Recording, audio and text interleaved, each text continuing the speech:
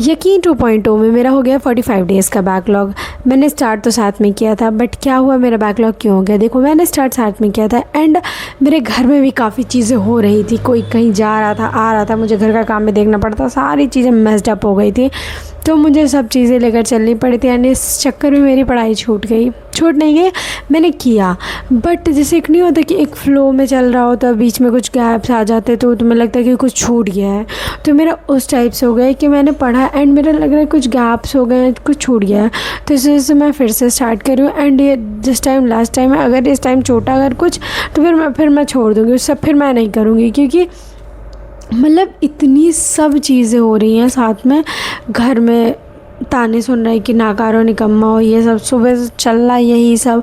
उसके बाद फिर लड़ाई झगड़ा, बहुत चीज़ें, बहुत सारी कॉम्प्लिकेटेड चीज़ें हैं। आपको विश्वास नहीं होगा, कल मैं 4 बजे सोई थी एंड मैं सुबह फिर मतलब नींद ही नहीं आई। 4 बजे मैं सोई और सुबह मैं 6 बजे उठकर बैठ गई हूँ और मैं सोई नहीं हूँ बिल्कुल भी एंड मेरी आंखें अभी लटक रही हैं।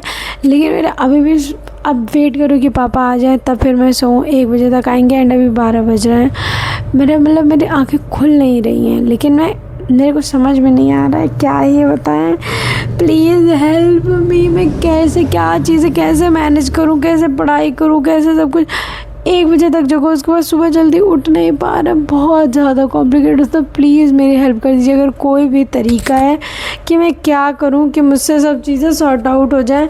क्योंकि अगर देखो, मैंने किया है, पढ़ाई की है एंड काफ़ी चीज़ें मैं रिवाइज़ नहीं कर पाई हूँ इधर टाइम, तो इसलिए मैं सोच रही हूँ फिर से स्टार्ट करूँ जिससे मैं रिवीजन कर पाऊँ। एंड इतना ज़्यादा चीज़ें कॉम्प्लिकेटेड है, कुछ भी संभाल ले, एक चीज़ संभाल ले जाओ दूसरा चीज़ फैल जा रहा है, एक चीज़ संभाल ले जाओ दूसरा चीज़ फैल जा रहा है। ऐसा हो रहा है, घर का भी काम देखना पड़ रहा है, लाइब्रेरी भी जाना पड़ रहा है और ताने भी सुनने पड़ रहे हैं, सब ऑल दिस थिंग्स। एंड बहुत सारे हॉस्पिटल, इधर तो हॉस्पिटल के बहुत चक्कर लग रहे थे, मुझे कुछ बीमारी हो गई थी एंड मेरे एब्डोमेन एरिया में साइड में दर्द हो रहा था एंड तो फिर उसके रिपोर्ट्स एंड KGO में गए थे, वहाँ पे दिखाने में तो आप लोग को पता है कि इतना लाइन लगना, ये वो कितना कॉम्प्लिकेटेड चीज़ें रहती हैं।